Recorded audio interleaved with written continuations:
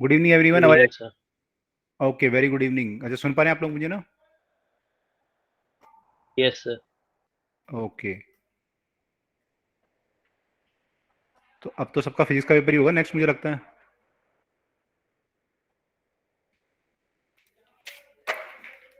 अब क्या है, नेक्स्ट पेपर फिजिक्स का है स्कूल में? यस सर, तो फिजिक्स है। ओके ओके, चलो बढ़िया है। मैथ्स कैसे हुआ, मैथ्स वालों का? मैथ्स हो सर गया? अच्छा हुआ, मगर कुछ गलती हाँ। हुई। अच्छा। छोटी मोटी गलती की वजह से कुछ क्वेश्चन गलत हो गए थे। और फिजिकल एजुकेशन वालों का कैसे हुआ? फिजिकल एजुकेशन था किसी का? सर नहीं था मेरा। Yes sir. अच्छा, कैसे हुआ? Full out of full? नहीं सर, कुछ क्वेश्चंस थे बट सर सही था एग्जाम। सही हुआ। ओके। केमिस्ट्री हो गया आप लोगों का, ही बाकी है? सर 14। 14 को है। ओके, ठीक है। केमिस्ट्री तो यार वही होता है, क्वेश्चन पता होता है मैंने क्या क्या आने वाला है पेपर में। मैंने फिजिक्स में सिलेबस पता होता है, लेकिन फिजिक्स में बस ये होता है कि दिमाग लगाना पड़ता, मैंने दिमाग वाले क्वेश्चन आते हैं, कॉन्सेप्ट लगाने पड़ते हैं। केमिस्ट्री तो होता है आपको आता है तो आप डायरेक्ट कर लोगे, और नहीं आता तो फिर नहीं आता है, फिर तो कुछ नहीं कर सकते। ज़्यादातर क्वेश्चन ऐसे होते हैं, मतलब कुछ क्वेश्चन होते हैं दिमाग भी लगाना पड़ता है। तो फिजिक्स, बस फिजिक्स में यही है कि थोड़ा पढ़ के काम नहीं चलता है, केवल करना भी पड़ता है वहाँ पे। तो केमिस्ट्री में नंबर लेकिन अच्छे आते हैं, अगर आपने पढ़ लिया तो फिर नंबर बढ़िया आते हैं। फिजिक्स में बहुत पढ़ोगे, मैंने ठीक ठाक पढ़ोगे तो ही आएंगे, अगर नॉर्मल पढ़ के जाओगे तो नहीं होगा। केमिस्ट्री तो एक बार पलट के देख लिया इंपॉर्टेंट क्वेश्चन भी, तो फंस जाते हैं कई बार।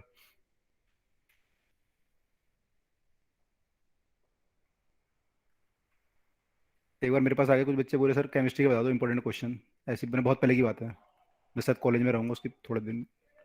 मैंने मैंने कहा बताऊंगा, मैं देख देख के पेपर दो चार एनालिसिस करके बता दिया उनको, यही आएगा। अगले दिन वही आ गया पूरा पेपर में। कह रहे सर आपने तो पूरा पेपर बता दिया। मैंने कहा यार, प्रीवियस ईयर में वही आता है हर साल, 5 साल के पेपर उठा के देखो आप। 3-4 स्कूलों के पेपर देखे मैंने, 11th क्लास की बात थी, वो 11th में थे बच्चे। मैंने कहा 3-4 साल के पेपर देखे तो वही आ रखा सब, आता ही वही है उनमें, कॉमन क्वेश्चन है, सबको पता है क्या क्या नहीं। कुछ कुछ बस अलग आए थे, दो चार क्वेश्चन। तो केमिस्ट्री में फायदा है, इसलिए नंबर ज़्यादा आते हैं बच्चों के। और ये चीज़ आपके नीट में भी होती है और आईआईटी में होती है, दोनों में, मतलब जेई मेंस में भी और एडवांस में भी केमिस्ट्री स्कोरिंग हो जाती है इसलिए। सब उसके बाद फिजिक्स होती है यूजुअली, और सबसे कम जो है मैथ्स होती है। मैंने मैथ्स का कोई भरोसा नहीं है, अगर मैथ्स आ गई तो अच्छे नंबर दे देगी, और अगर धोखा दे गई तो फिर आपको, मैंने बहुत डिफिकल्ट हो जाता है फिर, कम स्कोरिंग हो, मैंने लो स्कोरिंग हो जाता है मैथ्स का पेपर फिर। और अगर हो गया तो, लेकिन ज़्यादातर लो स्कोरिंग होता है, सबसे ज़्यादा नंबर फिजिक्स केमिस्ट्री में आते हैं बच्चों के, फिर फिजिक्स में आते हैं, फिर मैथ्स में आते हैं यूजुअली, अल्टी अनलेस पेपर में कुछ चेंज ना हो। तो ऐसा है। तो इसलिए केमिस्ट्री बहुत स्कोरिंग है, मतलब कहने का मतलब ये है, पूरे कहानी का तात्पर्य ये है कि केमिस्ट्री बहुत स्कोरिंग है। तो थोड़ा सा ध्यान से अगर पढ़ लोगे तो हो जाएगा। ठीक है। और तो अभी फिजिक्स पढ़ लेते हैं पहले तो फिजिक्स में भाई हमारा जो है स्पेरिकल रिफ्लेक्टिंग सरफेस है नेक्स्ट टॉपिक। तो हम लोगों ने अब तक रिफ्रैक्शन देख लिया ग्लास स्लैब में, जो कि एक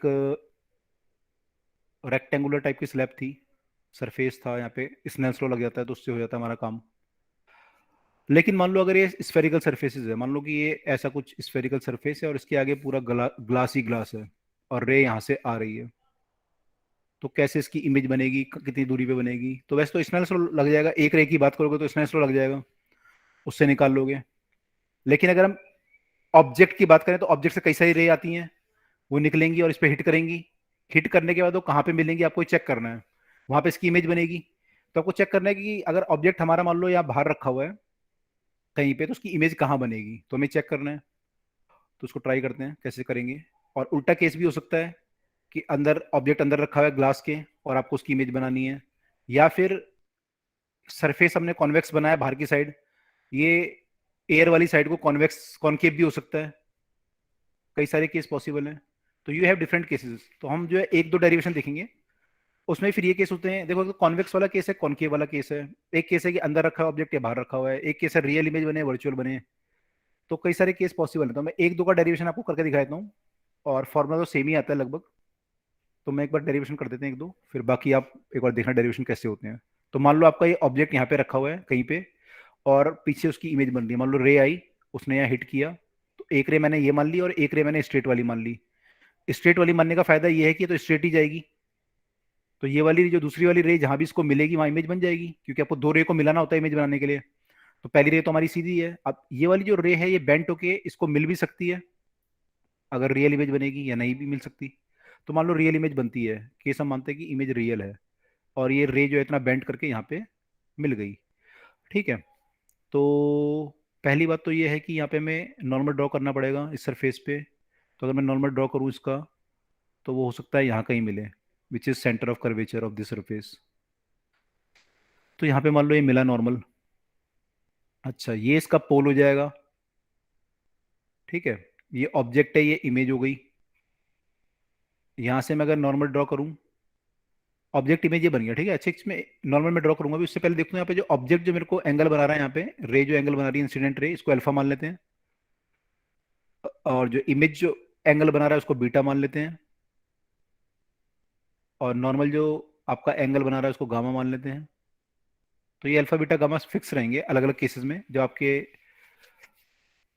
अलग अलग केस आएंगे कि ऑब्जेक्ट अंदर रखा हुआ है बाहर रखा हुआ है। तो हम यूजुअली जो होता है ऑब्जेक्ट को अल्फा मानते हैं डेरिवेशन में, इमेज वाले एंगल को बीटा, और सेंटर ऑफ कर्वेचर वाले को गामा मान रहे हैं, है ना।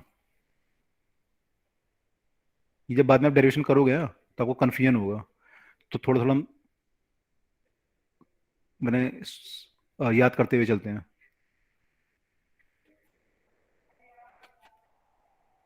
ठीक है, तो ये तीन एंगल है हमारे पास।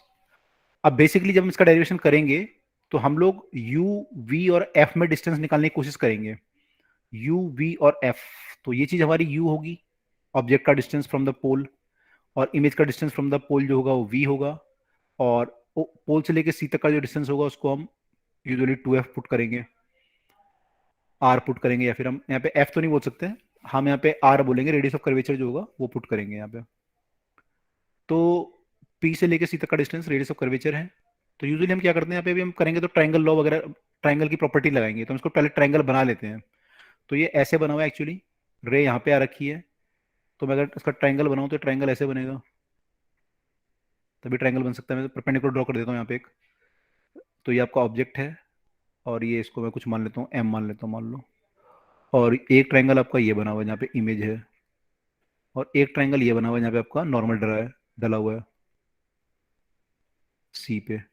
तो ये सारे ट्राइंगल बन गए। तो जब मैं डिस्टेंस नापूंगा यू, देखो ये पॉइंट पी और एम बड़ा पास पास होगा, क्योंकि हम लोग पैराक्सियल रे की बात कर रहे हैं, तो रे बहुत पास होंगी एक्सिस के। तो जब वो रे पास होगी एक्सिस के, तो मान लो एक रे यहाँ पे गिरी, एक रे यहाँ पे गिरी, तो इसका जो नॉर्मल ड्रॉ होगा उसके पास ही ड्रॉ होगा, तो बहुत ज्यादा डिफरेंस नहीं आने वाला। तो मैं यू को यहाँ से भी मेजर कर सकता हूँ, मैंने एम ओ को मैं यू बोल सकता हूँ अप्रोक्सीमेटली, और मैं एम आई को वी बोल सकता हूँ अप्रोक्सीमेटली, है ना। प्लस या माइनस होगा देखेंगे, लेकिन मैं इसको वी बोल सकता हूँ।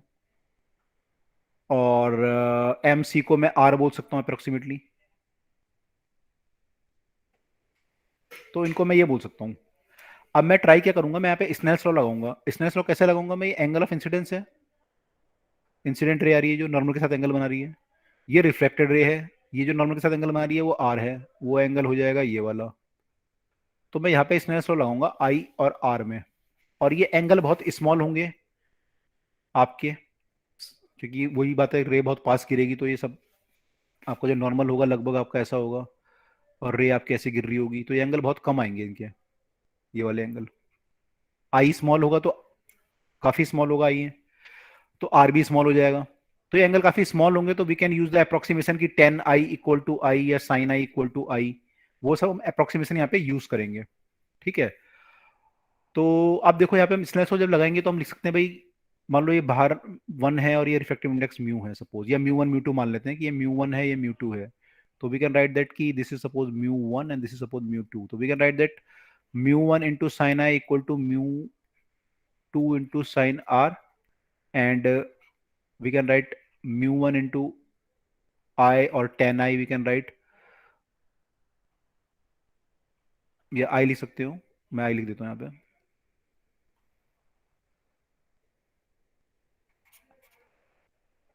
अगर ये एंगल बहुत स्मॉल है तो this implies that μ1 into i equal to μ2 into r. यहां तक क्लियर है सबको जो हमने किया अभी तक?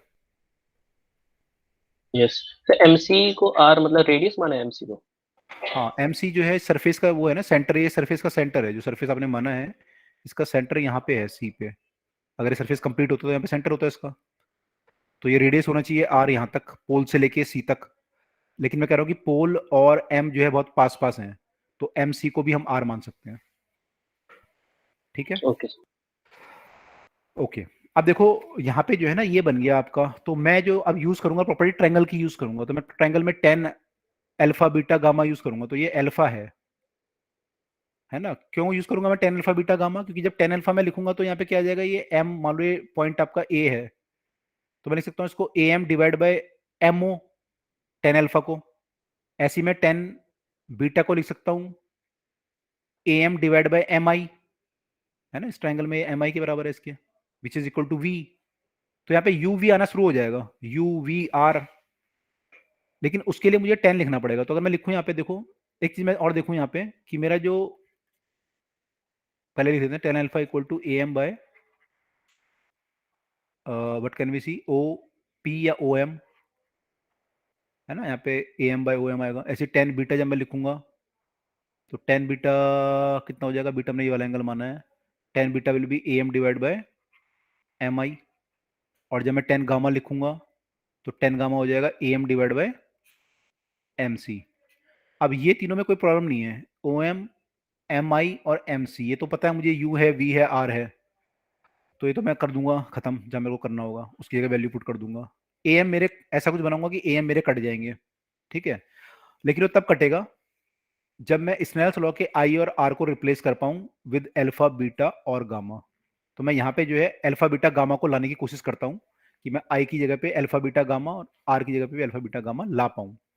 उसके लिए मुझे ट्राइंगल ध्यान से देखना होगा। तो इस ट्राइंगल में ये एंगल आई है, ये एंगल अल्फा है, और ये एंगल जो है गामा है। तो can you tell me the value of i क्या होनी चाहिए? ट्राइंगल की प्रॉपर्टी आपको पता होगी कि एक्सटीरियर एंगल जो होते हैं इंटीरियर एंगल के बराबर होते हैं।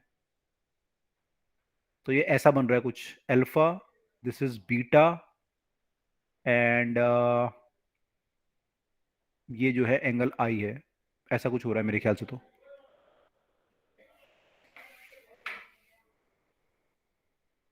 ऐसा है क्या, ये कुछ गड़बड़ है? सही है। तो आई को क्या लिख सकता हूं मैं? एक मिनट रुको, हमने ट्रायंगल कहां से ड्रॉ किया है? यहां से ड्रॉ किया है, बीटा नहीं होगा, गामा होगा।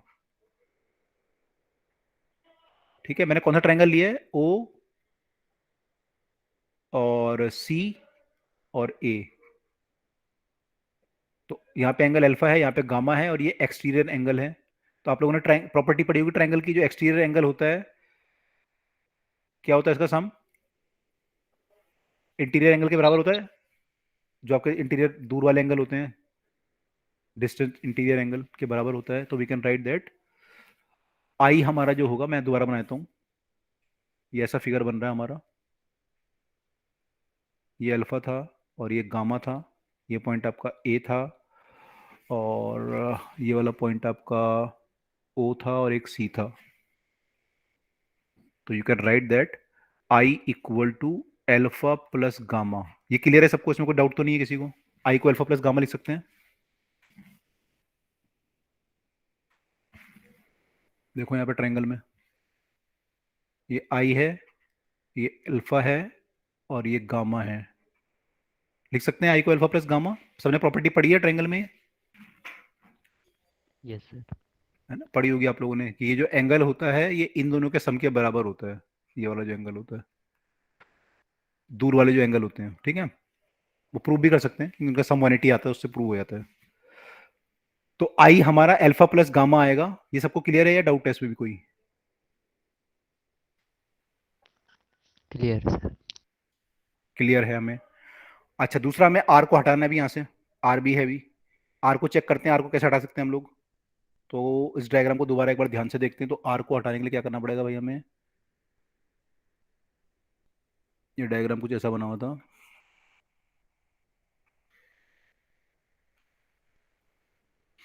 है ना? ये इंसिडेंट रे थी ए से, सॉरी ओ से आई है ये, OMCI, OM, इसको हमने सी माना, इसको आई माना है। ये इंसिडेंट रे थी, ये हमारी रिफ्लेक्टेड रे थी। ये एंगल हमने अगर अल्फा माना है ऑब्जेक्ट का तो ये बीटा माना है, और ये परपेंडिकुलर ड्रॉ किया है तो हमने गामा माना है। ठीक है, और ये एंगल ऑफ इंसिडेंस है आई,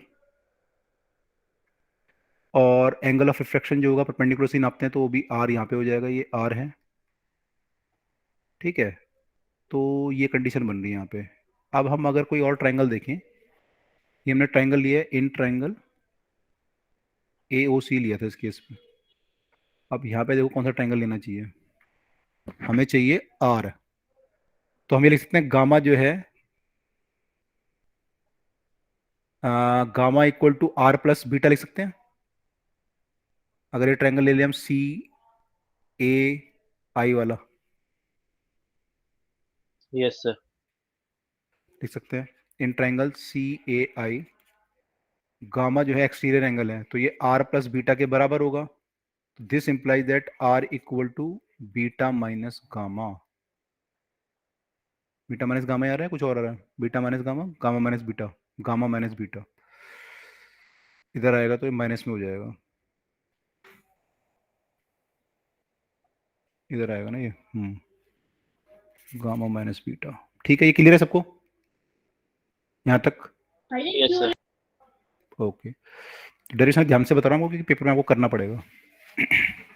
equation number 2, now we know the i, we know the r, we know the Snell's law, we know the mu i equal to mu are.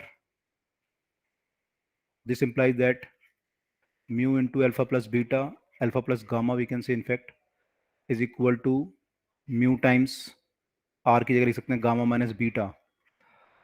और क्योंकि ये एंगल बहुत स्मॉल हैं, we can write these as 10 alpha, 10 gamma, 10 gamma, 10 beta, and 10 की value आप already निकाल चुके हो यहाँ पे। 10 अल्फा की जो वैल्यू आई थी पीछे अगर आप देखोगे, 10 अल्फा की वैल्यू आपकी जो आई थी ट्राइंगल में अगर आप देखोगे, 10 अल्फा आया था AM/OM, AM/OM। तो अल्फा की जगह हम लिख देते हैं AM/OM। यहाँ पे भी अल्फा था और तो कोई नहीं है, नहीं है, into mu, this was 1, this was 2, AM/OM। Gamma की वैल्यू अगर हम देखें तो गामा क्या आया था हमारा, गामा आया था हमारा AM/MC, AM/MC equal to mu 2, ये भी AM/MC हो जाएगा, गामा है क्योंकि, माइनस बीटा क्या होगा, क्या आया था बीटा, बीटा हमारा ये एंगल था तो हो जाएगा MI। ठीक है, यहां तक क्लियर है सबको? Yes sir. ओके, तो यहां तक हमारा ये AM कट गया क्योंकि AM कॉमन था, तो कुल मिला के ये आ गया। मेरे को वैल्यू पुट करनी है यहाँ पे, I need to put the value of this things. तो पहले इसको देखते हैं, यहाँ पे MC 2 बार आ रहा है तो इसको थोड़ा और सॉल्व कर लेते हैं। मैं लिख देता हूँ इसको अगले पेज पे। This implies that μ1 divide by OM,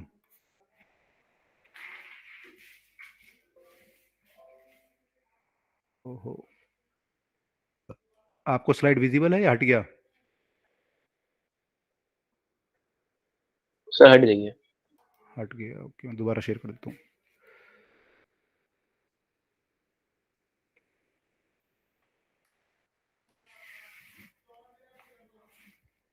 visible है? Yes sir. ओके, तो हम ये लिख रहे थे कि यहाँ पे μ1/OM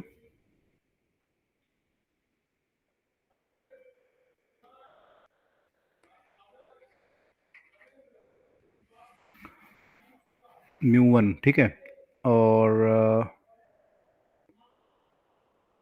MC वालों को एक तरफ ले आते हैं और M इसको इधर ले आते हैं, तो माइनस μ2 या μ2/MI जो है इसको इस तरफ ले आते हैं, तो ये हो जाएगा plus μ2/MI, plus μ2/MI equal to, यहाँ क्या बचेगा, यहाँ था हमारा माइनस नो, μ2/MC था यहाँ पे एक तो ऑलरेडी, ये तो था ही हमारा, तो mu two by M C तो ऑलरेडी था यहाँ पे, और उस तरफ से क्या है यहाँ पे आया mu one by M C minus का, तो minus mu one by M C आया है, एलसीएम ले लेते हैं तो ये ऐसे हो जाएगा mu two minus mu one by M सी।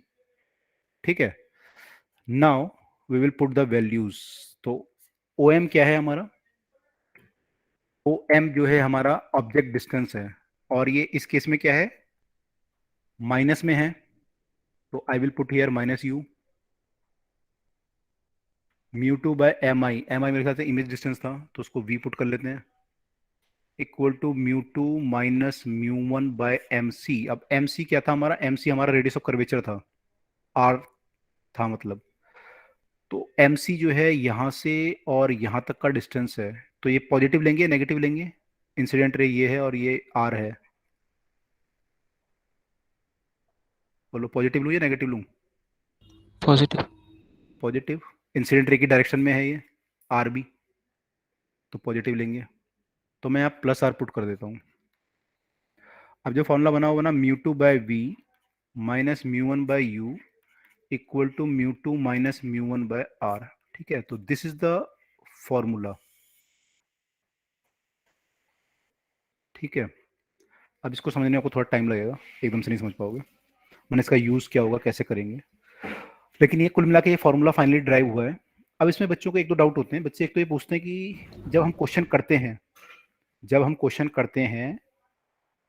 ये फॉर्मूला एक्चुअली सेम आएगा, है ना, जब आप चाहे मीडियम आपका डेंसर हो, रेयर से डेंसर हो, डेंसर से रेयर हो, ऑब्जेक्ट अंदर रखा हो बाहर रखा हो, सब में सेम फॉर्मूला यही यूज होता है, म्यू टू बाय व्यू वाला। अच्छा, बच्चे ये पूछते हैं कि सर हमने जब मैं क्वेश्चन करता हूँ तो मैं वहाँ पे ऑब्जेक्ट का डिस्टेंस है फिर -30 पुट करता हूँ, इमेज का डिस्टेंस कुछ पुट करता हूँ, तो बच्चे कहते हैं सर माइनस क्यों पुट कर रहे हो, आपने डेरिवेशन में पुट तो कर ही दिया था माइनस वाला, तो अब दोबारा क्यों माइनस पुट कर रहे हो? ये डाउट आता है बच्चों को कि हम क्या दोबारा माइनस पुट करेंगे वहां पे, जब ऑब्जेक्ट हमें दिया होगा कि उसके फ्रंट पे रखा हुआ है 20 सेंटीमीटर दूर, तो क्या -20 पुट करेंगे +20 पुट करेंगे? तो मेरा आंसर है कि इसमें माइनस ही पुट करेंगे। क्यों पुट करेंगे माइनस? क्योंकि देखो हमने क्या किया, एक्चुअली जो फॉर्मूला ड्राइव किया हमने अज्यूम कर लिया है कि ऑब्जेक्ट बाहर है, इमेज अंदर बन रही है, तो हमने एक अजम्पशन मान लिया था कि वो इस तरफ है, लेफ्ट हैंड साइड है, वो राइट हैंड साइड है, हमने सब मान लिया था। उसको न्यूट्रलाइज करने के लिए हमने लास्ट में वो माइनस के साथ यहाँ पुट कर दिया, तो अब ये फॉर्मूला बिल्कुल न्यूट्रलाइज फॉर्म में है एक तरह से, इसमें मैंने जो अजम्पशन थे उसको हमने वापस कर लिया, रिवर्स कर दिया, क्योंकि हमने माइनस मान लिया यहाँ पे, है ना। अगर मान लो ऑब्जेक्ट वहां रखा हुआ था तो हमने माइनस मान लिया, तो खत्म कर दिया उसका इफेक्ट हमने, जहां भी रखा हो, चाहे वो प्लस में रखा हो चाहे माइनस में रखा हो, उसका आंसर आना चाहिए तब भी। तो हम लोग इस फॉर्मूला को जब यूज करेंगे तो विद साइन ही पुट करेंगे वैल्यू, हम लोग यहाँ पे u की, v की, r की वैल्यू जो पुट करेंगे विद साइन पुट करेंगे, भले ही हमने यहाँ पे डाल दिए थे साइन, लेकिन फाइनली जब हम दोबारा यूज करेंगे क्वेश्चन में तो विद साइन वैल्यू पुट करनी है। ये बात क्लियर हुई सबको? फिर कौन सा अजम्पशन फिर से बताना? हम लोगों ने एक्चुअली जब डेरिवेशन शुरू किया तो हमने ये माना ना यहाँ पे कि ऑब्जेक्ट यहाँ पे रखा हुआ होगा, यहाँ से रे आ रही होगी, इमेज यहाँ बन रही होगी, तो हमने मान लिया कि u नेगेटिव है और v पॉजिटिव है, हमने एज्यूम कर लिया पहले ही, यस सर। है ना, मैंने लेफ्ट मान लिया उसे, राइट है मान लिया उसे, हमने अल्फा बीटा गामा मान मून के पूरा ड्राइव कर दिया फॉर्मूला फाइनली यहाँ तक। तो अब ये जो हमने ड्राइव किया है इसको हमने मान लिया था लेफ्ट राइट में, लेकिन कुछ भी केस हो सकता है, जरूरी थोड़ी कि इमेज रियल बनेगी, वर्चुअली बन सकती है, या फिर ऑब्जेक्ट हो सकता है राइट में रखा हो, उल्टा भी हो सकता है। तो जब हमने यहाँ पे विद साइन ये पुट किया वैल्यू इनकी, एम सी की, एम आई की, ओ एम की, तो हमने वो अजम्पशन खत्म कर दिए, मतलब जब मान के चले थे ना लेफ्ट राइट वाले, तो हमने माइनस दोबारा पुट करके अजम्पशन खत्म हो गए हमारे, अब कोई अजम्पशन नहीं है यहाँ पे कि ऑब्जेक्ट कहाँ है, इमेज कहाँ है, ये आज हमने जहां हमने वैल्यू पुट करी यहाँ पे हमने, तो उससे वो अजम्पशन खत्म हो चुके हैं ऑलरेडी। भाई आप अगर डायग्राम आपने जो बनाया था लेफ्ट राइट वाला, अगर मान लो पॉजिटिव में होता, कुछ और होता, मान लो केस कि भाई ऐसा ऑब्जेक्ट आया और उसकी इमेज जो है कुछ ऐसे बन गई, समथिंग कुछ ऐसा हो गया, तो u नेगेटिव है और v भी नेगेटिव है, ऐसा केस आ गया मान लो, तो आपने यहाँ पे क्या किया है, आपने ऑलरेडी जो है ना, आपका जो ये फॉर्मूला न्यूट्रल है बिल्कुल, क्योंकि आपने ये जो माना हुआ था ओ एम, एम आई, एम सी, आपने मान लो नेगेटिव माना हुआ था सपोज इसको -30, तो आपने क्या लिख दिया यहाँ पे, माइनस ऑफ -30 लिख दिया आपने ऑलरेडी फॉर्मूले में यहाँ पे, है ना। तो आपने उसको न्यूट्रलाइज कर लिया, जो आपने एजम्पशन माने थे आपने उनको न्यूट्रलाइज कर लिया। आर में तो कोई आपने पॉजिटिव माना था, वी को आपने पॉजिटिव माना था, तो अगर वो नेगेटिव होगा तो खुद ही आ जाएगा फॉर्मूले में जब आप यूज करोगे, तो अगर वी नेगेटिव होगा तो आ ही जाएगा। यू अगर मान लो पॉजिटिव होगा तो ठीक है, अच्छी बात है, हमने कहा न्यूट्रलाइज कर लिया फॉर्मूले को। तो मेरा कुल कहने का मतलब ये है कि ये जो फाइनल फॉर्मूला है, ये जब भी हम यूज करेंगे तो हम यहाँ पे जो वैल्यू पुट करेंगे, सारी वैल्यू विद साइन पुट करनी है जब क्वेश्चन आएगा तो। ये कंफ्यूज मत होना कि हमने तो डेरिवेशन में साइन पुट कर ही दिया है तो दोबारा क्यों पुट कर रहे हैं।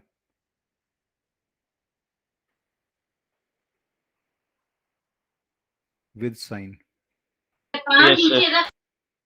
ठीक है, क्योंकि बहुत कॉमन कंफ्यूजन होता है बच्चों को ऑप्टिक्स में, इस चक्कर में बच्चे परेशान रहते हैं बहुत। तो हमने ऐसा कर लिया, ठीक है। आगे क्योंकि एक अभी और डेरिवेशन भी आएंगे इसमें जिसमें हम ये फॉर्मूला दोबारा यूज करेंगे, वहां पे लेंस मेकर फॉर्मूला आएगा अभी, ये डेरिवेशन का यूज करके हम उस फॉर्मूला को ड्राइव करेंगे लेंस मेकर को। तो वहां पे हम साइन कन्वेंशन दोबारा पुट नहीं करेंगे क्योंकि हम ऑलरेडी यहाँ पुट कर चुके हैं। तो कंफ्यूज मत होना कि ये पुट क्यों नहीं कर रहे हैं यहाँ पे, ठीक है। मतलब वहां पे हम अज्यूम करेंगे फिर दोबारा उसके अकॉर्डिंग करेंगे, तो वहां पे ये फॉर्मूला मैंने कुल मिला के न्यूट्रल फॉर्मूला है कि मान के चलो आप। ओके, तो ये पहला केस था जहां पे फॉर्मूला में ड्राइव किया। एक केस हो सकता है कि आपका जो रे आ रहा है, हमने तो मान लिया कि रे इतना बेंट हो गया कि अंदर को चला गया, लेकिन हो सकता है कि रिफ्रैक्टिव इंडेक्स इतना ज्यादा ना हो कि इतना बेंट कर पाए रे को। हो सकता है रे को थोड़ा ही बेंट कर पाए। तो अगर थोड़ा ही बेंट करेगा तो क्या होगा, रे आपकी थोड़ा सा बेंट हो जाएगी यहाँ पे। तो ऐसे जाने की बजाय it will go like this. तो अब जो इमेज बनेगी वो कहाँ बनेगी, पीछे बनेगी। आपको पीछे एक्सटेंड करना पड़ेगा इसको,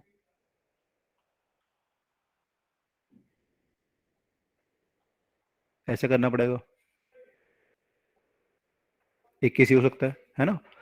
तो इस केस में ये इंसिडेंट रे है और ये रिफ्लेक्टेड रे है, ये वाली रिफ्लेक्टेड रे इनफैक्ट, ठीक है। तो अब आपका जो इन दूसरी इंसिडेंट रे वाली थी, तो ये आगे तो मिल नहीं रही क्योंकि ये रे यहाँ जा रही है, ये रे यहाँ जा रही है, तो मिलेंगी नहीं आपस में। सॉरी, यहाँ जा रही है रे, तो मिलेगी नहीं आपस में। तो इसको हमने पीछे एक्सटेंड किया है फिर, और पीछे जो है फिर इमेज बनी है। तो इमेज आपकी जो बनी है वो पीछे की साइड बनी है। And which kind of image is this, real और वर्चुअल?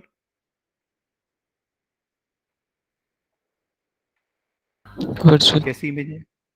वर्चुअल है ना, अपियर टू मीट है। पीछे हमने रे को एक्सटेंड करना पड़ा है ना, अपियर टू मीट है। अच्छा, अब ये वाला एंगल क्या लेंगे हम, अल्फा।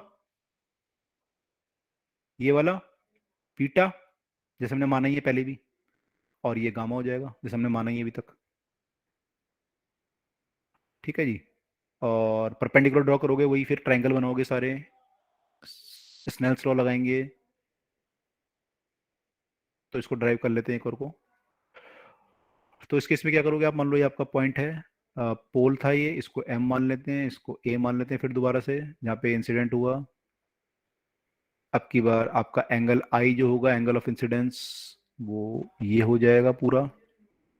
एंगल ऑफ रिफ्रैक्शन जो है वो ये होना चाहिए मेरे ख्याल से, नहीं, नॉर्मल आपका यहाँ पे है तो एंगल ऑफ रिफ्रैक्शन आपका ये होना चाहिए, आर, ठीक है। This is i, this is r, okay. तो जो मैंने एंगल ये बना दिया गलती से, ये एंगल क्या होना चाहिए, एनी आइडिया? अगर मैं इसको बनाना चाहूँ तो क्या आएगा एंगल, अगर मैं लिखना चाहूँ वैसे? बीटा माइनस अल्फा, हाँ, गामा सॉरी। लिख सकते हैं। ये आई था आपका, beta minus gamma, beta beta sir beta beta gamma ये लिखा बीटा आर बीटा, लिखा हो, ये आई है, ये आर है। I minus R. I minus R होगा, ये अभी आएगा क्लास में। नहीं सर मेरे को था, अच्छा, तो ये गामा तो नीचे ही आएगा ना, गामा ऊपर थोड़ी आएगा। नहीं सर वो गामा और आर एक जैसा ही लग रहा था। ओके, गामा यहाँ पे आएगा, इसको हम गामा बोलते हैं ना। तो अगर इसको लिखना चाहें तो ये लिख सकते हैं, ठीक है। फिर दोबारा वो इसने लगाएंगे तो यहाँ पे वही आएगा, फिर म्यू वन इंटू आई हो जाएगा, मतलब मैं सॉर्ट कर देता हूँ सीधा, equal to mu two into R हो जाएगा। अब फिर वही रिलेशन आपको आई और आर और अल्फा बीटा गामा में रिलेशन चाहिए। अब आपको देखना पड़ेगा पहले आई आपका क्या बनेगा इस केस में। इस केस में आई बताओ क्या बनेगा आप लोग देख के।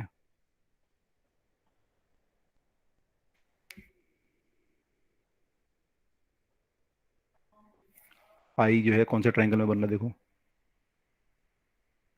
ये सी वाला ट्रायंगल है, सी है ये रे इंसिडेंट ऐसे जा रही थी आपकी, ये सी आपने बनाया, ये आपने पीछे रे एक्सटेंड करी, ये बीटा है, ये अल्फा है, और ये गामा है,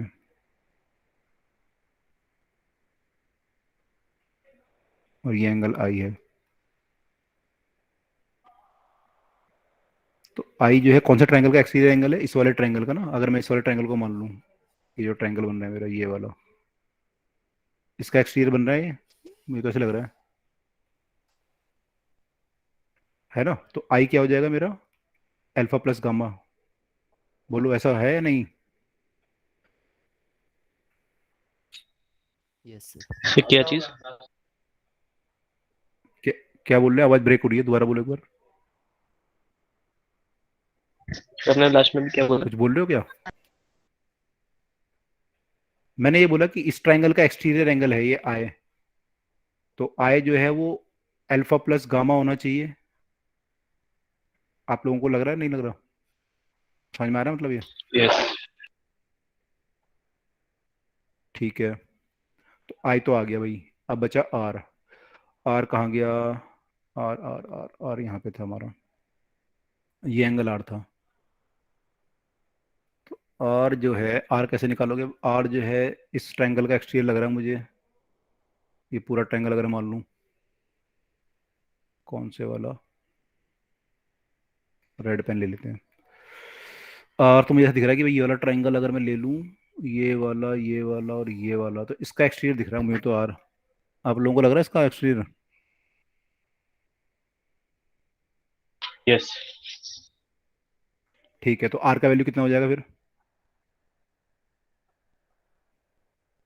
आर का वैल्यू हो जाएगा कितना, बीटा प्लस नीचे था गामा, ऐसे कुछ बनेगा मेरे ख्याल से। तो यहाँ पे आपका आ जाएगा म्यू 1 इंटू आई, आई क्या था alpha plus gamma, equal to mu 2 into R, R हो जाएगा beta plus gamma.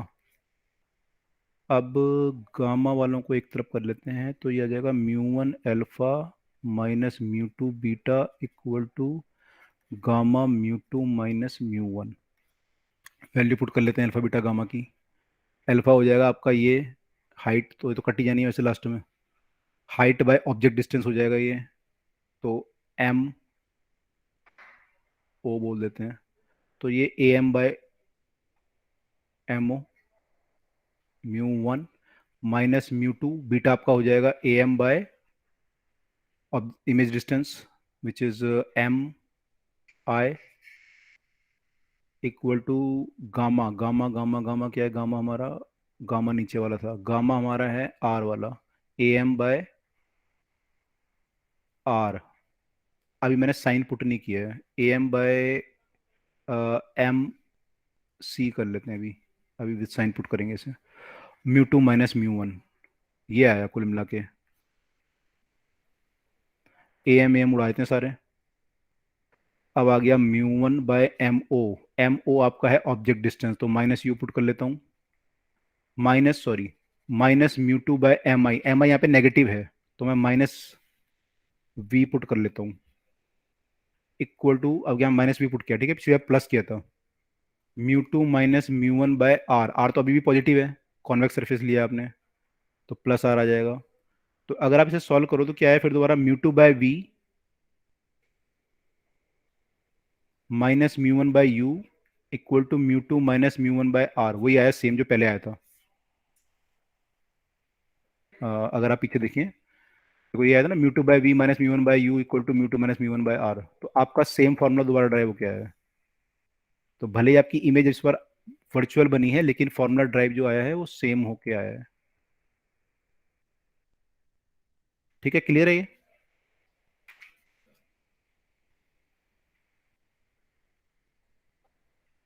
Okay, yes sir. Yes sir. Okay, चलो ठीक है। तो अगर ऐसा केस होगा कि अंदर इमेज बन रही है बाहर बन रही है, सब केस में आप वो कर सकते हो। अगर मान लो म्यू 2 म्यू 1 उल्टा कर दें कि कई बार बोलता हूँ डेंसर है उसको म्यू टू मान, बाहर वाले को म्यू टू, अंदर वाले को म्यू वन, तो उल्टा कर देंगे हम लोग। मैं इसको याद करने का तरीका बताऊंगा कि क्या कैसे याद करते हैं। तो लेकिन हम उल्टा कर देंगे, अगर बाहर वाला म्यू वन हो गया, म्यू टू हो गया, ग्लास की जगह वो आ गया। सरफेस अगर उल्टा हो गया, मान लो कॉनकेव सरफेस हो गया सपोज, तो क्या करोगे, रेडियस ऑफ कर्वेचर को नेगेटिव ले लेंगे आर को। अगर सरफेस हमारा ऐसा कुछ हो गया है ना, तो नेगेटिव ले लेंगे, और आपका ऑब्जेक्ट ऐसे रखा है। तो हम याद कैसे करता हूँ, मैं कैसे याद रखता हूँ, मतलब मुझे नहीं पता तरीका कैसे है, लेकिन याद मैं तो ऐसे रखता हूँ। मान लो ये आपका एक सरफेस है, अब ये कॉन्वेक्स कॉन्वेक्स या कॉनकेव कुछ भी होगा, यहाँ मान लो ये म्यू वन है, यहाँ म्यू टू है, ठीक है। इंसिडेंट रे ऐसे आ रही है, और इसे ऐसे जाना चाहिए और जाएगी भी। अब ये हो सकता है कि जाएगी तो है पक्का, इंटरनल रिफ्लेक्शन वगैरह केस तो नहीं लेंगे हम लोग, तो जाएगी तो है। अब इमेज या तो ये यहाँ बनाएगी या फिर यहाँ बनाएगी, कहीं बना सकती है इमेज, डिपेंडिंग ऑन कितना बेंड करती है, ठीक है। तो मैं ये मानूंगा कि रे यहाँ गई है, ठीक है। अब मैं इमेज कहाँ बनाएगी उससे मतलब नहीं है, इसको भूल जाते हैं। तो मैं लिखूंगा पहले म्यू टू, जहाँ रे गई है वहां क्या बनी है, इमेज, इमेज का वी लिखूंगा। पहले मैं यहाँ लिखता हूँ left hand right, right hand side में लिखूंगा mu two minus mu one by R, इतना को लिखना ही लिखना है, ठीक है। Mu two minus mu one by R, यहाँ क्या लिखूंगा, यहाँ भी उसी ऑर्डर में पहले म्यू टू लिखूंगा, म्यू टू का अपॉन में क्या आएगा, वी आएगा, क्योंकि इमेज वहां बननी चाहिए, minus mu one by u. तो जैसे यहाँ mu two minus mu one था, यहाँ भी mu two minus mu one किया है मैंने, और अपॉन में v minus v by u किया है, ठीक है। अगर मान लो ये केस ऐसा हो जाए कि suppose this is mu two and this is mu one, तो क्या लिखूंगा, म्यू वन बाय वी, जहाँ इमेज बननी चाहिए, minus mu two by you equal to mu one minus mu two by R, यानी final minus initial by R, तो लिखना ही है, फाइनल माइनस इनिशियल, जहाँ रे जा रही है final minus initial by R, और फिर उसी ऑर्डर में फाइनल माइनस इनिशियल, उसमें जो इमेज जहाँ बन रही है, ऑब्जेक्ट जहाँ है, उसके अकॉर्डिंग हम लिख सकते हैं। ये बात क्लियर हुई?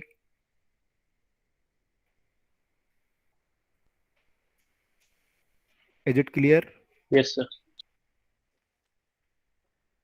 ठीक है, तो ऐसे हम याद रख सकते हैं इसको, और ये सारे केस में वैलिड है, चाहे आपकी इमेजिनरी बने या वर्चुअल बने, सरफेस कॉन्वेक्स हो या कॉनकेव हो। दो तीन क्वेश्चन करते हैं, फिर इसमें एक दो चीजें और हैं which are related to the power of lens and magnification in this case, तो वो हम फॉर्मूला देखेंगे क्या होता है उसका। लेकिन उसको करने से पहले आपको कुछ क्वेश्चंस करने पड़ेंगे ताकि आप इस फॉर्मूले को ध्यान से समझ पाओ, तो कर लेते हैं। इस केस में वैसे अगर मैग्निफिकेशन आप देखें, तो मैग्निफिकेशन आपका जो है अभी लिखते हैं क्या होगा, वैसे होता है क्या, लेंस के केस में क्या होता है magnification, v by v by u. तो यहाँ पे वी जो होगा ना, वी बाय उसका रिफ्लेक्टिव इंडेक्स कर देंगे, वी का बाय क्या करेंगे, म्यू टू करना पड़ेगा हमें, और यू बाय क्या करना पड़ेगा फिर, म्यू वन करना पड़ेगा, नो वन। है ना। तो ऐसा कुछ बनेगा फॉर्मूला, भी देखेंगे।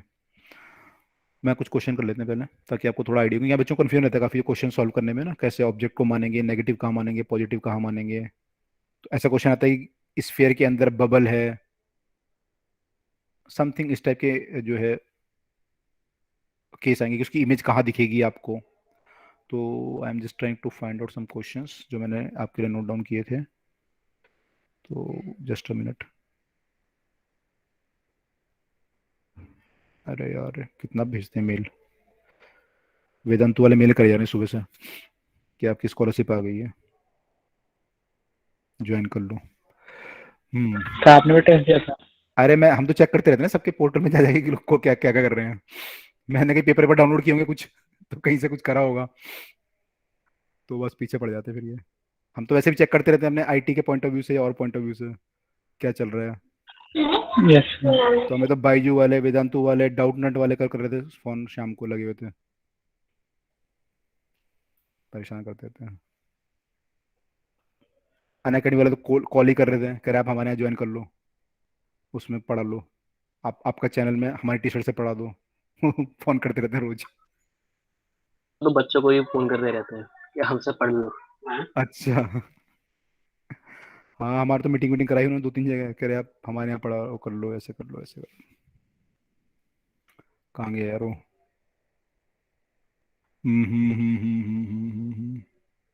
तो हमें ज़्यादा आते हैं क्योंकि हम सारे चैनल चेक करते हैं ना, हम सब जगह जाके कुछ ना कुछ देखते रहते हैं, वहाँ क्या कर रहे हैं वो लोग, क्या कर रहे हैं वो लोग, क्या कर रहे हैं, तो हमें फिर सब जगह से आता है।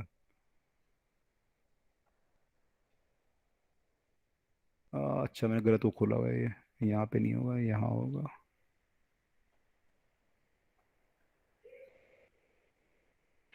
Fight physics.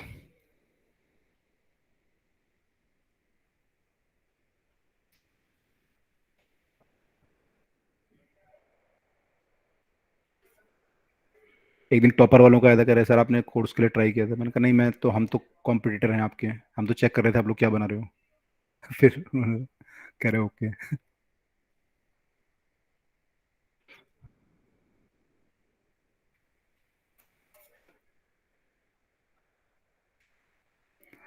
Okay.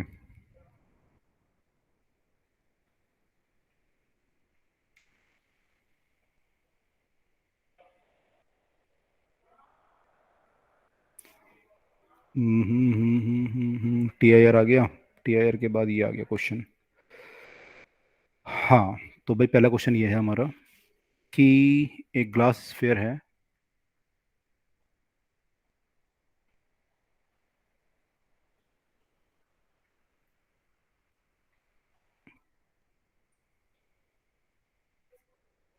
mu equal to 1.5 of radius 20 centimeter, has a small air bubble 4 centimeter below its center। ध्यान से पढ़ना क्या लिखा है, 4 centimeter below its center।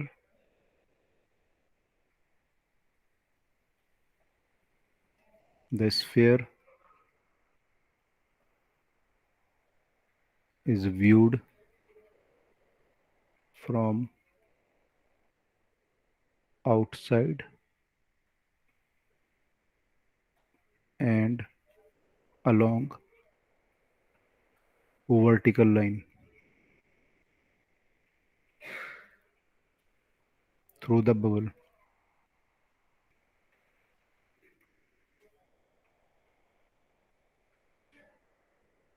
The apparent depth of the bubble, apparent depth हमें निकालनी है, apparent depth of the bubble below the surface is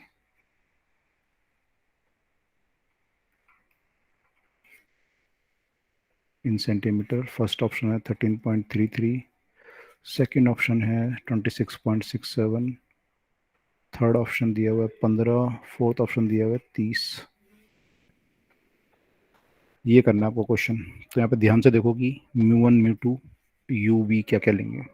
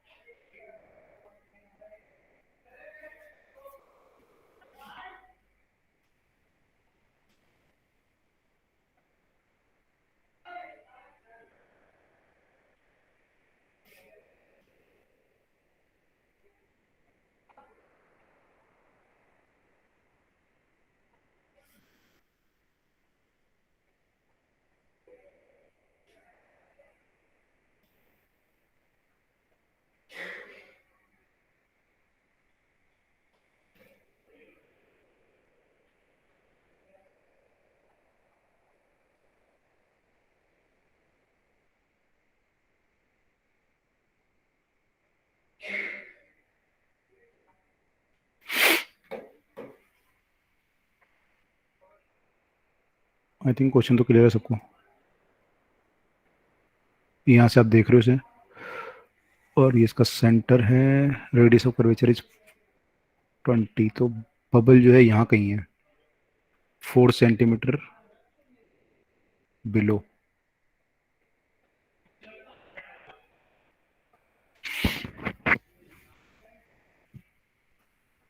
तो बेसिकली रे यहाँ से आ रही है, तो आपको देखना है इसकी इमेज कहाँ बन रही है, तो आपको वहीं दिखेगा बबल जहाँ इसकी इमेज बनेगी। तो रे ऐसे आ रही है, उसकी इमेज कहाँ बनेगी आपको देखना है अब।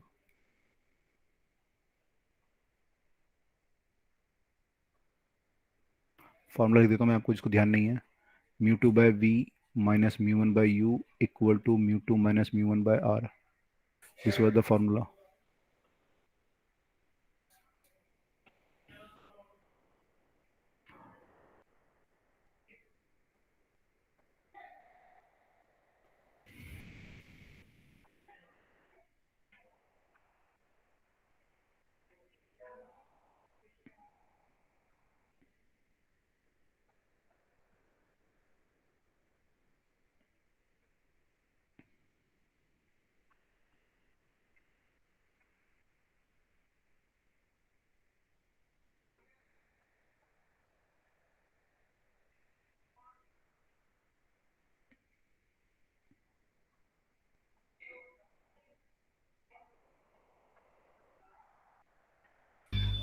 B option. Second, let me check. हाँ सही है, 26.67।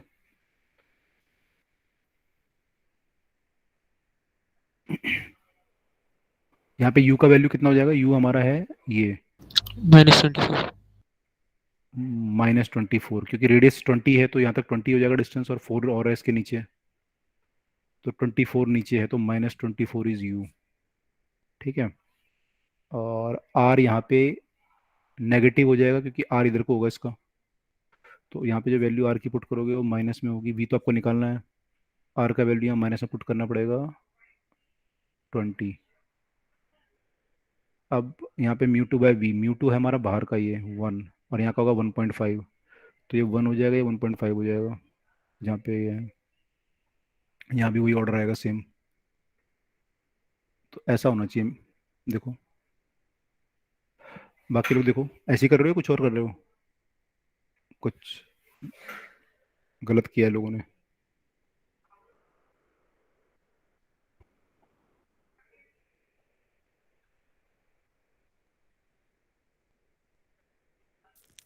सर R -20 कैसे ले? क्योंकि ये ऐसे है स्फीयर है ना, और आपकी जो इंसिडेंट रे है वो इधर को आ रही है, इंसिडेंट इधर को आ रही है, और आर जो आप नापोगे वो इधर को नापना पड़ेगा, आपको सेंटर इसका इधर है, आर नापने के लिए आपको इधर को आना पड़ेगा, पोल से उल्टा आना पड़ेगा नीचे की तरफ को, इंसिडेंट रे ऊपर जा रही है ओके. है ना, अपोजिट डायरेक्शन है ना। हमने जो केस किए थे, हमने ये वाले केस किए थे अभी, तो वहाँ पे आर पॉजिटिव था क्योंकि आर इधर को था, लेकिन इस वाले केस में आर उल्टा है, ये नीचे की तरफ है, तो यहाँ पे आर पॉजिटिव हो जाएगा और यहाँ पे नेगेटिव हो जाएगा। ठीक है।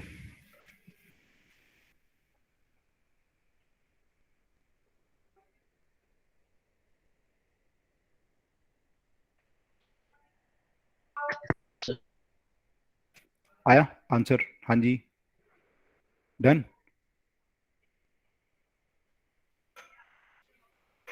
डाउट? सर हमको पता कैसे चलेगा हम ऊपर वाले साइड से देख रहे हैं नीचे वाले साइड से? हमें कैसे पता चलेगा कि हम,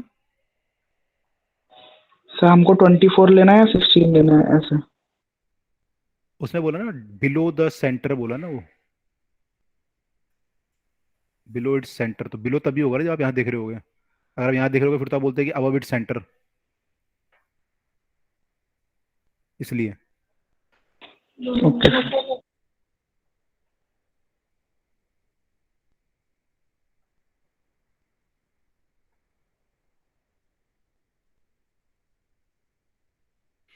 तो देखो आंसर आया सबका, आ रहा है इससे आंसर, 1/v प्लस 1.5/24 हो जाएगा, ये माइनस माइनस कट जाएंगे तो इधर हो जाएगा -0.5/20, तो +0.5/20 यानी 1/40 कर लेते हैं इसे सीधा,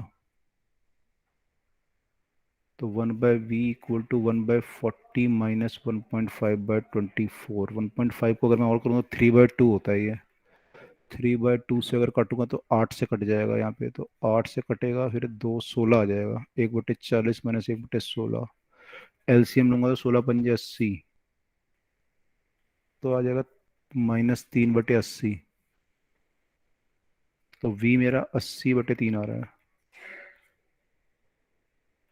माइनस का आ रहा है, यानी कि सेम साइड बन रहा है। माइनस आ रहा है आप सब लोगों का, ये प्लस आ रहा माइनस आ जाए। है? माइनस आएगा क्योंकि इसने बोला भी है कि बिलो द सरफेस, तो माइनस ही आना चाहिए, नहीं तो फिर बाहर बनती है इसकी इमेज। तो किस टाइप की इमेज बनी है ये? रियल है, वर्चुअल है?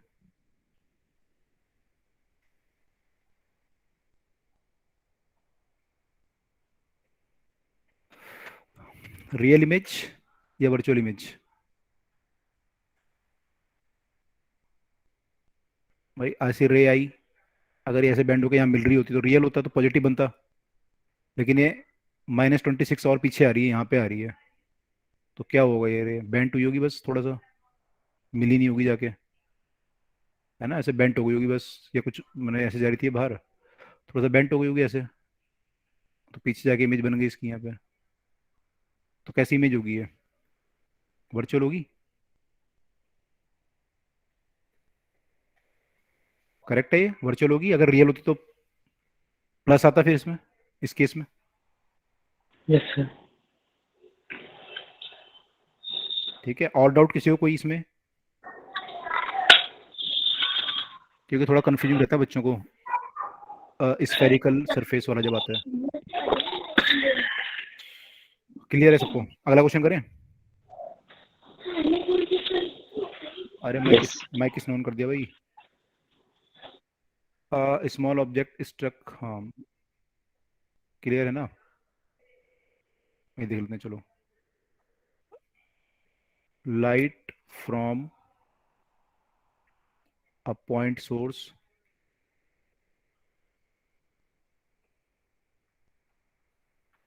in air falls on a convex spherical glass surface.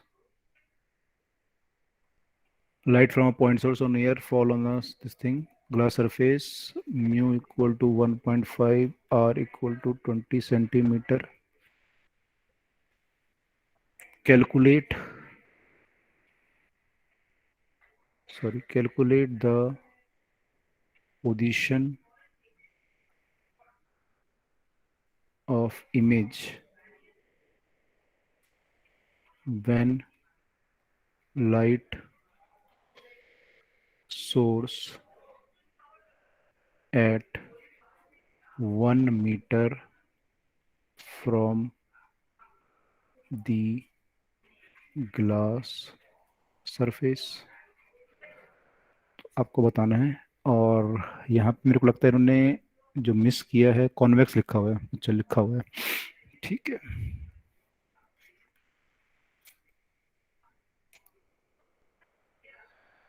तो ऐसा कुछ है, यानी convex. This is 1 metre.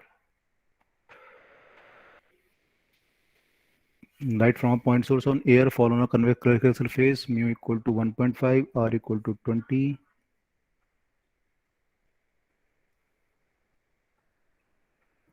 Calculate the position of image when light source is at 1 meter.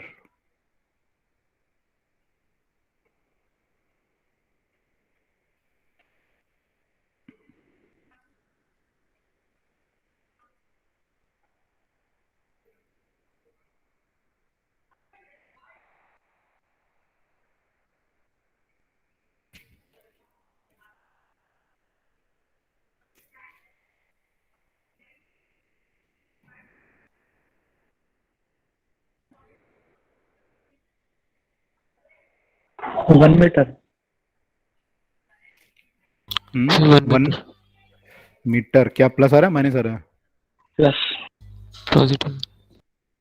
Positive. इसका क्या आ रहा है?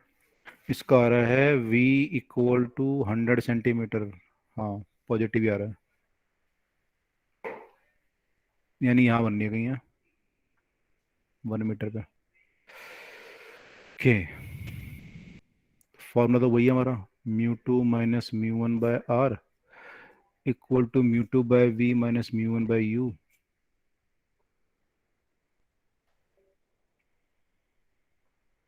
अब μ2 1.5 है, -1, r आपका पॉजिटिव हो जाएगा इस बार। r कितना दिया हुआ है 20 सेंटीमीटर, तो +20 सेंटीमीटर में लिख रहा हूँ। μ2 by v, μ2 1.5, v हमें निकालना है -μ1 1 by -100। तो आपका यहाँ से सॉल्व करना है आपको अभी। तो इसको सॉल्व करोगे तो 0.5/20 यानी 1/40 हो जाएगा। ये +1/100 हो जाएगा, यहाँ के -1/100 हो जाएगा, इक्वल टू 1.5/v। इसको सॉल्व करेंगे तो एलसीएम 200 ले सकते हो। 5 - 2 यानी 3/200। तो ये आपका आ गया 1.5/v इक्वल टू 3/200। तो this implies that 3/2v equal to 3/200। 3 से 3 काट लो तो v आपका जो आ रहा है 100 सेंटीमीटर आ रहा है। 2 से कट जाएगा ये, तो v आपका 100 सेंटीमीटर आ जाएगा। और ये प्लस का आ रहा है, यानी कुछ ऐसा हो रहा है कि ऐसे आकर रही है, ऐसे जा रही है, तो रियल इमेज बन रही है यहाँ पे। क्लियर ये बात?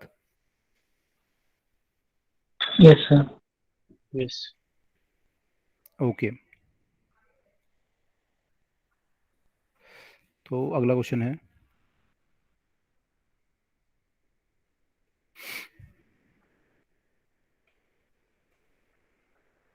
a spherical convex surface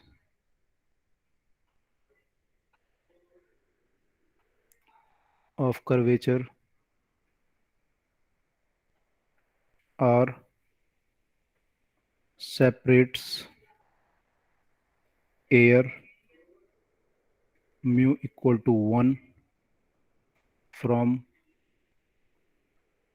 glass mu equal to 1.5. The center of curvature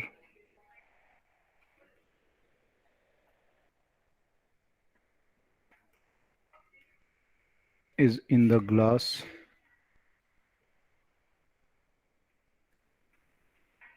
a point object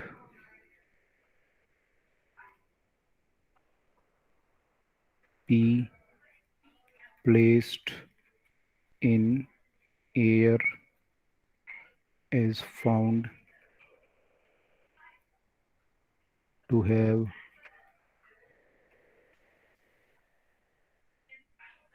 a real image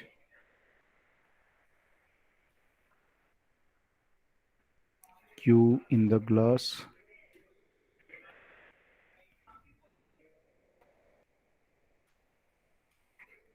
The line PQ cuts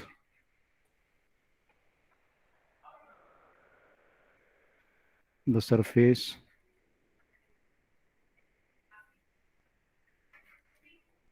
at a point O and PO equal to OQ.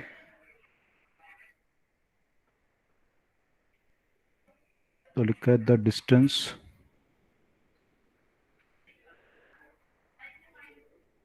PO is equal to A option 5R, B option 3R, C option 2R, D option 1.5R. Last slide दिखा देना।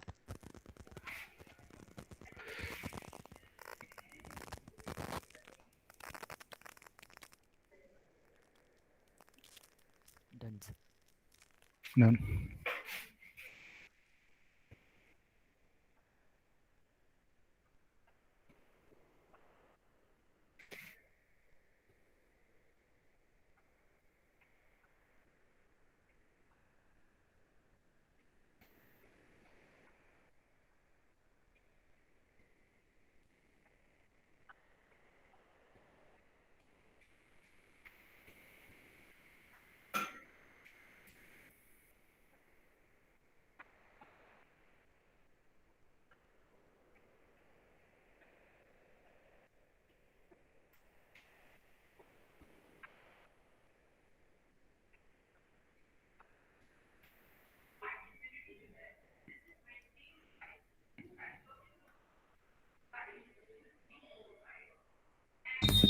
Fibre. Correct, very good, done sir. Done.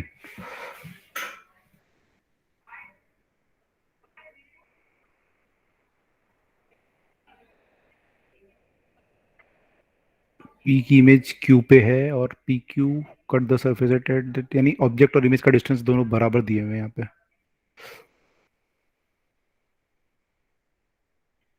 P O equal to O Q है,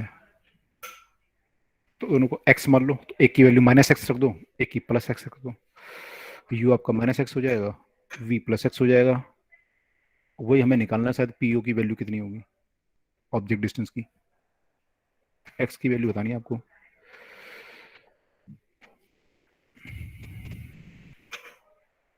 वो बाकी लोगों का ये कह रहा है कि सेंटर लाइज इनसाइड, मतलब सेंटर यहाँ है और object distance and image distance both are equal, तो x और x मान सकते हैं इसको, ऑब्जेक्ट और इमेज डिस्टेंस को। This is radius of curvature r, ये 1.5 है, ये 1 है, रे यहाँ से आ रही है, ऐसे जा रही है, तो μ2 - μ1 जब मैं लिखूंगा तो रे जो है μ2 में जा रही है, मतलब 1.5 में जा रही है,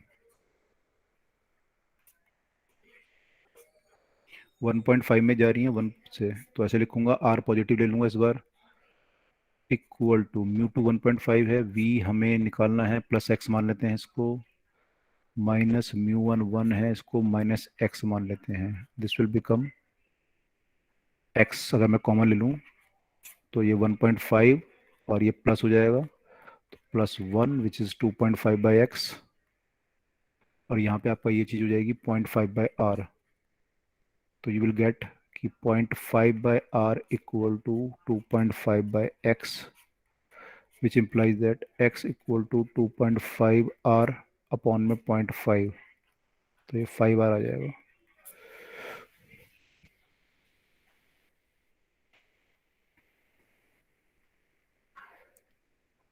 ठीक है, क्लियर? Yes sir. ओके, एक और लास्ट क्वेश्चन कर लेते हैं, फिर इसके दो फॉर्मूले लिख लेंगे, मैग्निफिकेशन वाला और पावर वाला। अगला क्वेश्चन जो है ये वाला है,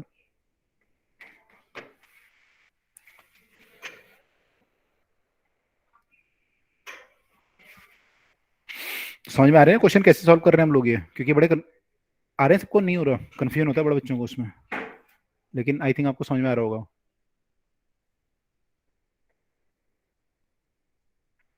है ना, तो बच्चों को आइडिया नहीं होता क्योंकि माइनस कहाँ लेना है, प्लस कहाँ लेना है।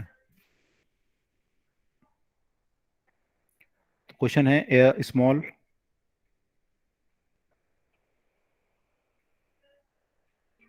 ऑब्जेक्ट, ओहो ये क्या हो गया, पेन में गड़बड़ हो गई कुछ, स्मॉल ऑब्जेक्ट, पेन परेशान कर रहा है, small object stuck on the surface on the surface of a glass sphere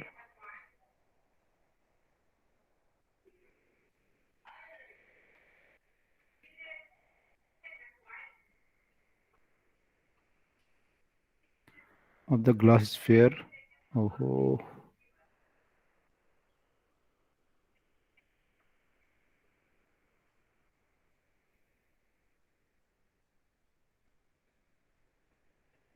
glass sphere mu equal to 1.5, 1.5 is viewed from the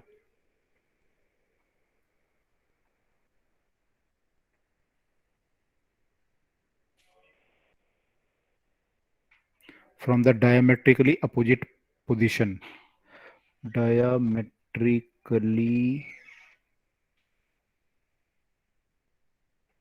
opposite,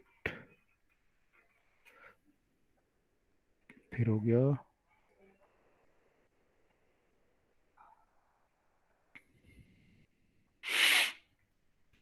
diametrically opposite position,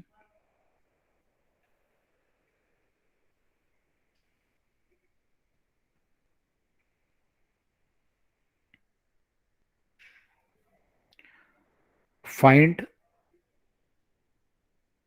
the magnification, transverse magnification. आपको actually we निकाल लो आप, magnification का formula हम यहाँ पे लिख देंगे फिर। फाइंड ट्रांसवर्स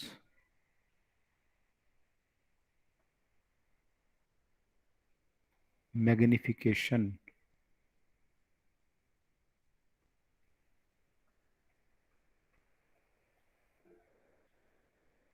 तो एम का जो फॉर्मूला होता है एक्चुअली, मैं आपको बता भी रहा था अभी, कि वी बाई यू जो आप लिखते हो तो वी बाई यू ही लिखो बस।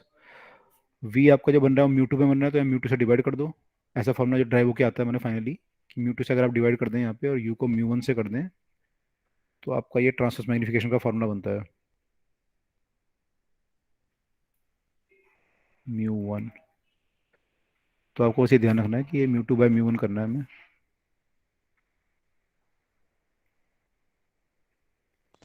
सर वहाँ माइनस वी अपॉन यू होता है क्या?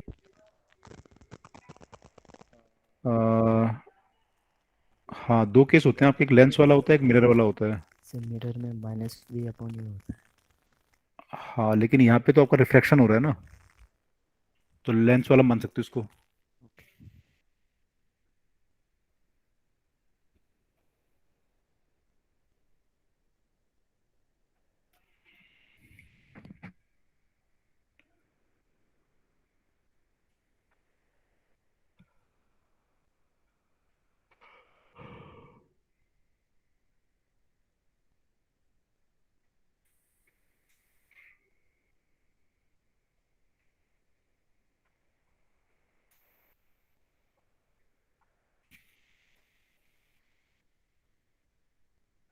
तो 0.5। 0.5 नहीं, 0.5 नहीं है।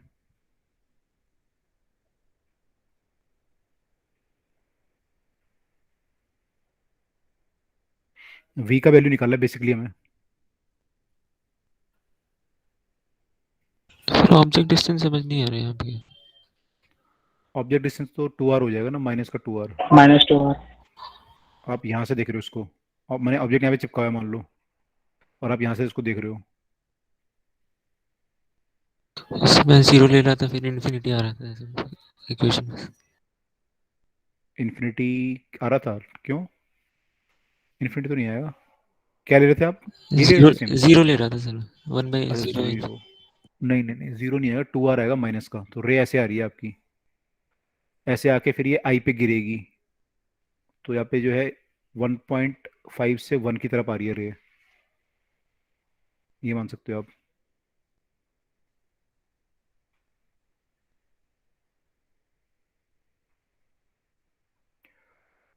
है ना, तो mu two minus mu one जब करोगे तो 1 - 1.5 करना पड़ेगा यहाँ पे, बाय आर।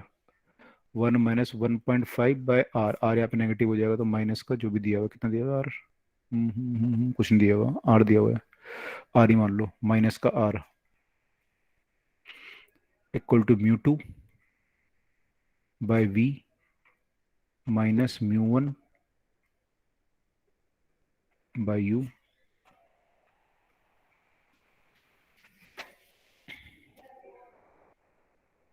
तो वी का वैल्यू देखो कितना आ रहा है।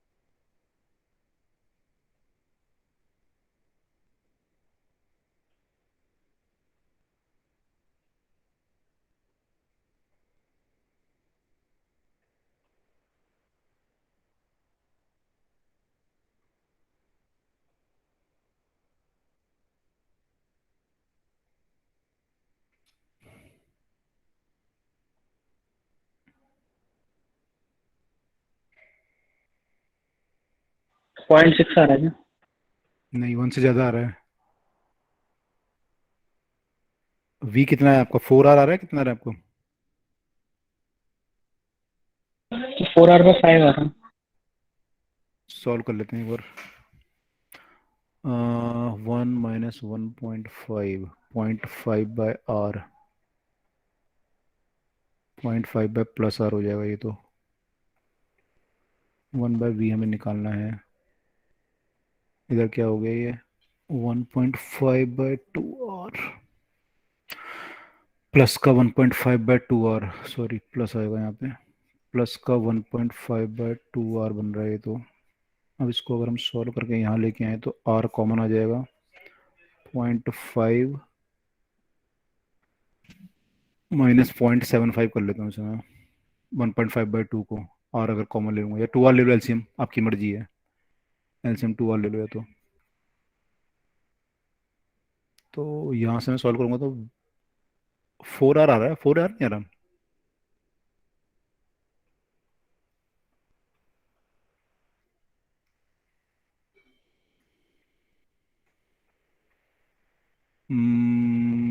-4r।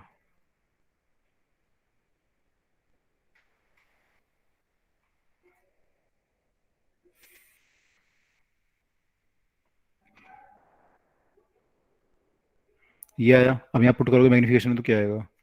-4r by mu two. Mu to मतलब जहाँ ये बना है, जहाँ ये बना है वहाँ 1 होगा इंडेक्स, या बनना चाहिए था। और u कहाँ पे था? -2r पे था, और वहाँ का इंडेक्स 1.5 था। तो कितना है? 2 आ गया, और इंटू 1.5 ऊपर चला जाएगा तो 3 आ जाएगा ये।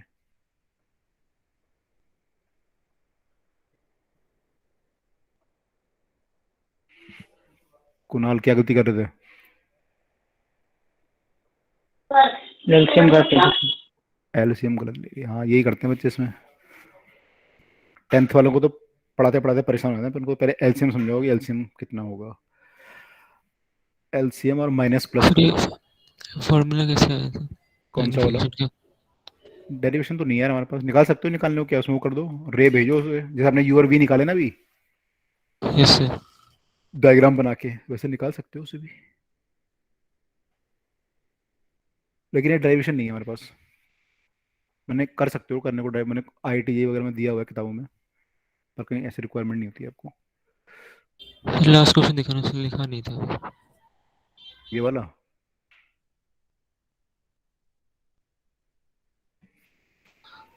हो गया सर। हो गया। ये वाला है सबका आंसर?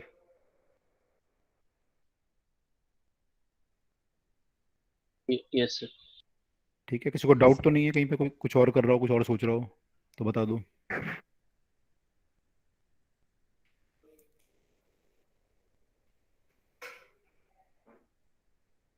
नो।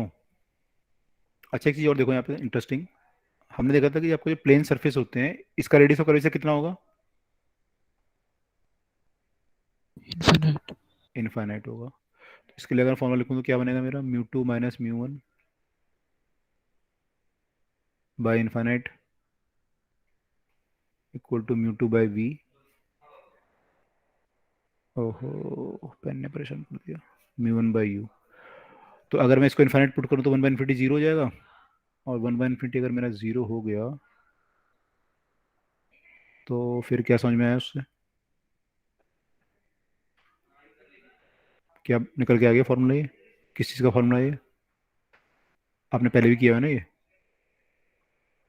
म्यू2/v माइनस म्यू1/u। तो ये 0 आ गया तो क्या है इससे? म्यू2/v इक्वल टू म्यू1/u आ जाएगा, नहीं आएगा? ओहो।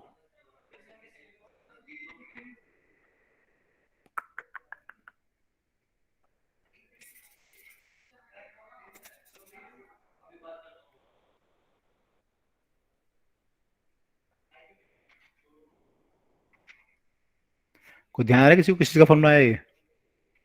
ऐसा ड्राइव किया था ना कि फॉर्मूला यूज़ किया था कहीं?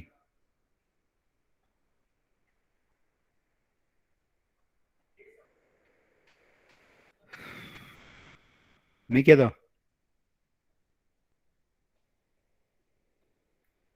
मिरर। नहीं, मिरर में म्यू टू कहाँ होता है? ये म्यू वन भी, मैंने एक ही तो होगा, म्यू वन होगा या म्यू टू होगा? दो दो म्यू कहाँ से आएंगे यहाँ पे? अच्छा मैं इसको अगर ग्लास स्लैब पे रिफ्लेक्शन होगा। नो, और अच्छे से बताओ कोई, इतने क्वेश्चन कर चुके हो आप लोग। अच्छा चलो मैं इसको वन कर दूं अगर म्यू वन को, तो फिर क्या आएगा? V equal to, apparent. हाँ हाँ, ये रियल डेप्थ एप्रेंट डेप्थ का फॉर्मूला नहीं आया है? Yes sir. वही तो रिलेशन आया है रियल और एप्रेंट डेप्थ का। अगर मैं इसको वन कर दूं यहाँ पे और इसको म्यू मान लूं, तो क्या आ रहा है आपका कि one by you equal to mu by V आ रहा है, या म्यू बोल दो उसको, बाय वी आ रहा है, तो वी क्या आ रहा है मेरा? वी मेरा जो आ रहा है वो म्यू टाइम्स यू आ रहा है ना, या फिर ऐसा कुछ है। तो आपका जो मैंने डिस्टेंस है उनका रिलेशन है ये रियल और एपरेंट का। तो यू क्या होता है एक्चुअली? ऑब्जेक्ट डिस्टेंस है, और वी क्या है? इमेज डिस्टेंस है। तो अगर सेम साइड को बन रहे हैं मान लो दोनों, अगर दोनों सेम साइड को बनने लग जाएं, तो we can write that v equal to this time mu into u. तो यहाँ पे अगर म्यू हमने क्या माना है? हमने माना है कि, अच्छा हमने उल्टा मान लिया, यहाँ पे हमें म्यू वन को म्यू मानना चाहिए था, कि अगर आपका ऑब्जेक्ट जो डेंसर में रखा हुआ है और ये वन है मान लो, ये केस मानते हैं अगर हम, ऑब्जेक्ट डेंसर में रखा हुआ है तो यू इसमें रखा हुआ है, मतलब ऑब्जेक्ट यहाँ पे होता है ना आपका यू वाली साइड में, तो फिर क्या बनता है आपका फॉर्मूला? आपका बनता mu by you equal to one by V, ये वन बाय वी बनता। और फिर क्या बन जाता है आपका कि mu equal to, sorry V equal to U by mu,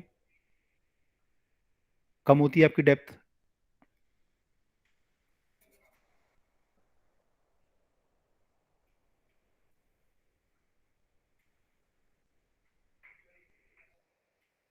तो ये बनता था आपका फॉर्मूला वहाँ पे, कि जो एपरेंट डेप्थ होती है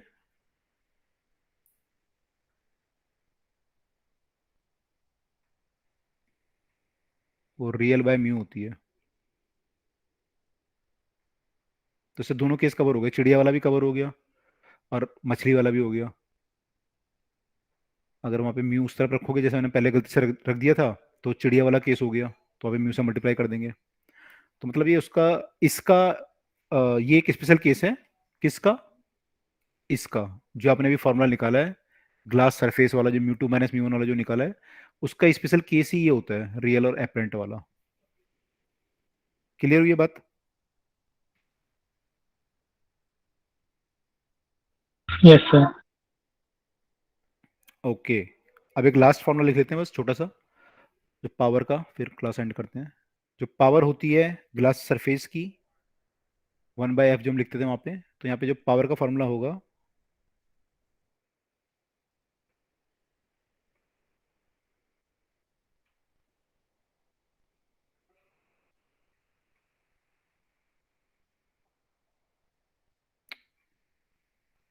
पावर ऑफ ग्लास सरफेस जो होगा वो होगा आपका इक्वल टू, जो ये आता है ना mu two minus mu one by r, इसी को पावर बोलते हैं वहाँ पे।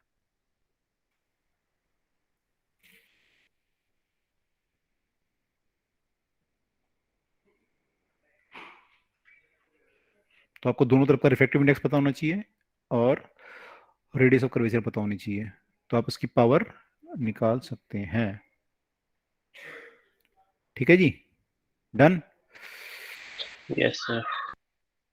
ओके, तो ठीक है, आज यहीं पे रुकते हैं हम लोग, अगली क्लास में फिर आगे मूव करेंगे। तब तक फिजिक्स के आपके जो पेपर है वो दे लो। कोई डाउट अगर होगा तो पूछ लेना टेलीग्राम पे या व्हाट्सएप पे पूछ लेना, कोई डाउट वाउट आएगा तो। अपना व्हाट्सएप नंबर दे दीजिए। व्हाट्सएप नंबर टेलीग्राम पे पूछा करो तुम लोग, व्हाट्सएप पे फिर लाइन लगाए तो मैं दे दूँ। टेलीग्राम पे तो हो ना आप लोग, टेलीग्राम पे पूछ लिया करो, टेलीग्राम पे मैं रहता ही हूँ। नहीं, यस सर। एक दो बच्चे पता नहीं व्हाट्सएप नंबर कहीं से ले लिया उन्होंने, तो व्हाट्सएप भेजते रहते हैं। तो नंबर रहेगा तो कभी आप कॉल से भी कर सकते हैं। क्या कर सकते हैं? कॉल? कॉल तो मत करना, कॉल तो मैं बहुत पूरा, कॉल में यार यूजुअली नहीं उठाता, क्योंकि मैं बहुत वो रहता हूँ ना, मैं कोई ना कोई कहीं ना कुछ चलता ही रहता है, कुछ ना कुछ। कॉल मत करना, जब भी करोगे मैसेज कर लेना 415409, 415409। ठीक है, और काम की बातें पूछना। बाकी मत पूछना कि सर आज मेरा पढ़ाई में मन नहीं लग रहा, मैं क्या करूं। Yes sir. ठीक है, चलिए चलिए, ठीक है, फिर अगली क्लास में मिलते हैं। तब तक के लिए best of luck for your exam. See you in the next class. Thank you sir. Okay, welcome.